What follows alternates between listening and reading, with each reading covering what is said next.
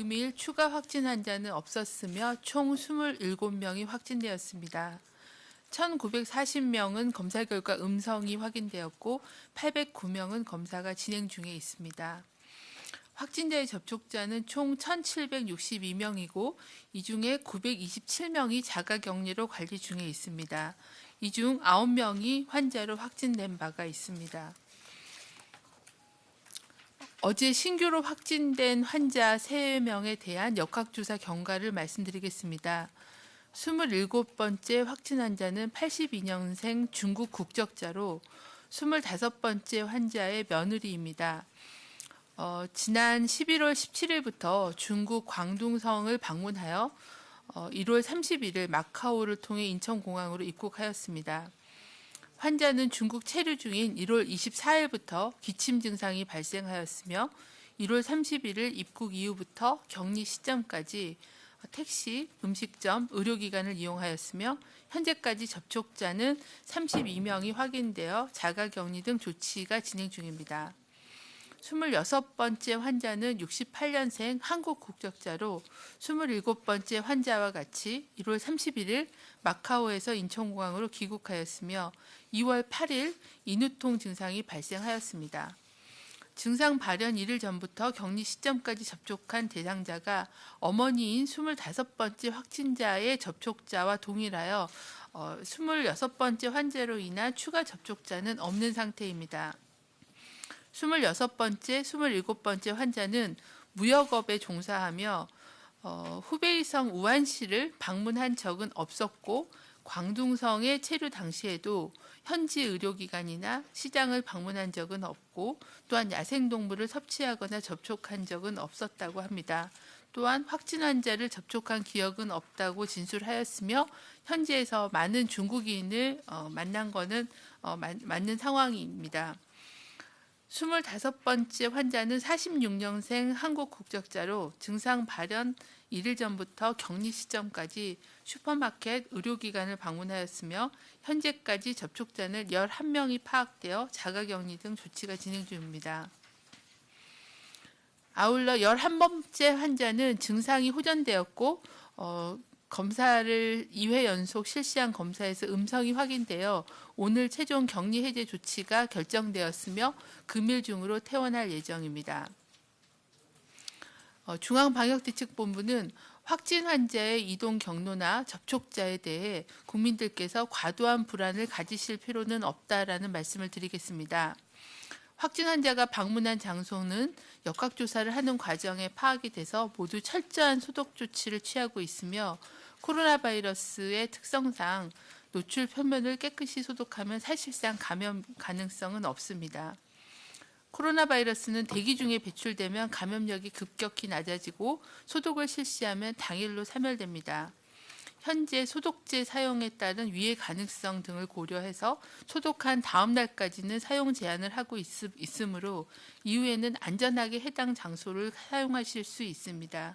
과도하게 공간에 대한 폐쇄를 하거나 기피할 필요가 없다라는 말씀을 드립니다.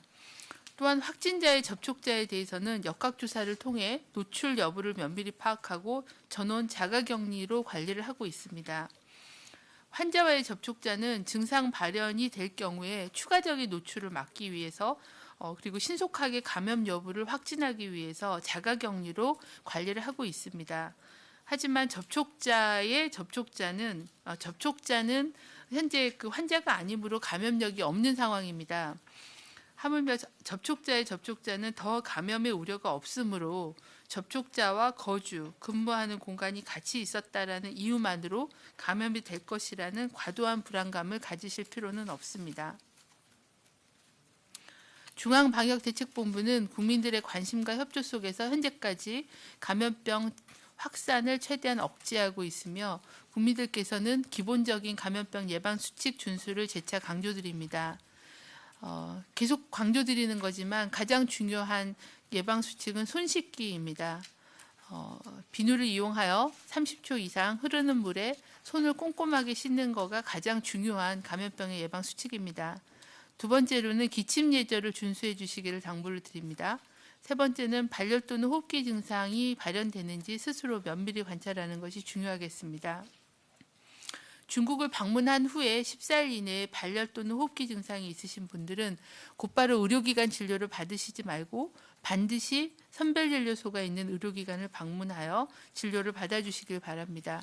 또한 기침 등 호흡기 증상이 있을 경우에는 반드시 마스크를 착용하고 생활을 해주시고, 그리고 의료기관을 방문할 시에는 반드시 마스크를 착용해 주실 것을 당부를 드립니다. 네, 이상입니다. 네, 지금부터 질의응답 시간 가지겠습니다. 질문하신 기자님 손 들어주시고 지목하면 소속과 이름 말씀해 주시기 바랍니다. 네. 예, 이투데이 김지영입니다. 일단 27번 환자 관련해 갖고요. 중국에서부터 증상이 있었는데 입국 과정에서 걸러지지 않은 건지 왜 이렇게 됐는지 궁금하고요.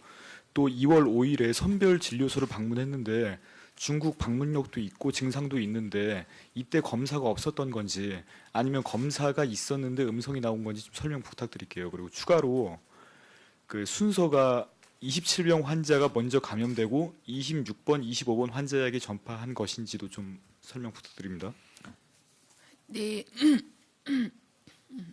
27번하고 26번 확진 환자분은 이제 광둥성에서 주로 계셨지만 입국한 거는 마카오 항공을 통해서 입국을 하셨습니다. 그래서 현재 마카오하고 홍콩은 저희 오염 지역에서 지정이 지금은 되어 있지는 않은 상황이어서 검역은 입국장 검역을 받으셨고요. 본인이 그 입국하는 과정 중에 증상에 대한 신고는 없으셨습니다. 그리고 발열이 없으셨기 때문에 입국장 검역할 때 발열 감시로는 검역이 되지는 않은 상황입니다. 그래서 마카오 공항을 경유해서 오셨다는 말씀을 드리겠고요. 두 번째 그 27번 그 며느리께서 먼저 선별진료소 진료를 받았습니다. 그래서 그 당시에는 인후통과 기침과 발열 증상이 있으셔서 인플루엔자 검사를 받으셨고 인플루엔자는 음성으로 확인이 된 바가 있고요. 그리고 중국에서 오셨기 때문에 흉부방사선 촬영 검사를 하신 걸로 되어 있습니다. 그래서 거기에서는 이제 폐렴 증상까지를 보이질 않아서 그 당시에 저희가 적용하고 있던 사례 기준에는 중국을 다녀와서 폐렴 증상이 있을 때 이제 저희가 의사 환자로 분류를 하던 그 시절의 사례 정의로는 사례 분류가 되지는 않았습니다. 그래서 검사가 이루어지지는 않은 걸로 그렇게 파악하고 있습니다. 그리고 그 발병 시기는 27번째 환자가 1월 24일부터 기침이 있었다고 해서 그걸 저희가 좀 넓게 해서 그 날짜를 지금은 발병일로 잡고 그 이후에 접촉자를 지금 저희가 파악해서 조치를 하고 있는데요. 저희가 판단하기로는 이분이 1월 31일 날 귀국하시고 25번째 어머님은 이제 가족 내 전파로 전염이 돼서 발견되신 거고요. 그 남편 되시는 분 26번째 환자는 저희가 조사할 시점에도 인후통 정도의 좀 이렇게 초기의 증상을 보였기 때문에 계속 세 분이 같이 생활했기 때문에 어느 날짜에 노출이 됐는지에 대한 거는 조금은 명확히 그 노출 시점을 밝히기는 어렵지만 가족 감염으로 전염이 됐고 특히 이제 남편분께서는 부인으로부터 감염이 된 건지 아니면 또 다른 중국에서의 노출이 있었는지 그 부분은 좀 더 검토를 해봐야 되는 그런 사항입니다. 현재로서는 귀국 후에 가족 내 전파로 2명이 2차 감염이 된 걸로 그렇게 판단은 하고 있습니다. 네, 다음 기자님 이렇게 두 분 순서로 해주시죠. 먼저 해주시죠. 서울경제신문 우영탁입니다. 아까 방금 여쭤보신 거랑 비슷한데요. 그 25번 환자랑 26번 환자가 7일이랑 8일 이틀 연속으로 선별진료소를 방문하셨는데 7일이면은 사례 정의가 확대된 뒤로 알고 있거든요. 왜 그 7일 방문해서 확진 검사가 시행되지 않았던 건지 그리고 왜 2번 방문하셨는지 궁금합니다. 네. 저희도 조금 그거는 약간 안타까운 부분이 있는 것 같은데요. 그 25번째 환자분께서 2월 7일 날 아침 한 9시경에 선별진료소를 가셔서 진료를 받으셨습니다. 그래서 이 의사분께서도 이분이 중국을 직접 다녀오시진 않으셨지만 중국을 다녀온 가족이 있고 그래서 의사의 소견으로 의사 환자로 의심을 하는 그런 상황으로 보셨는데 저희가 이 사례 정의가 바뀐 게 2월 7일 9시부터 적용을 실은 하고 민간 검사 기관으로 확대된 게 2월 7일부터 확대가 됐습니다. 그래서 검사가 필요하다고 판단을 하셨는데 이제 이 검체를 어디로 의뢰를 할 건지에 대한 게 정리가 안 돼 있었던 것 같습니다. 그래서 그날은 검사가 진행이 안 됐고 그 다음 날 검사를 진행한 걸로 그렇게 파악을 하고 있습니다. 아마 그 민간 의료기관으로 검사가 확대되고 그 검사에 대한 수탁 의뢰 부분들이 좀 그 정확하게 정리가 안 됐던 그런 시간이었던 것 같습니다. 그래서 그 부분은 지금은 이제 거의 정리가 돼서 선별 진료소별로 검사를 어디로 의뢰하고 하는 그런 체계들이 다 정리가 되어 있는 상태이기는 합니다. 네.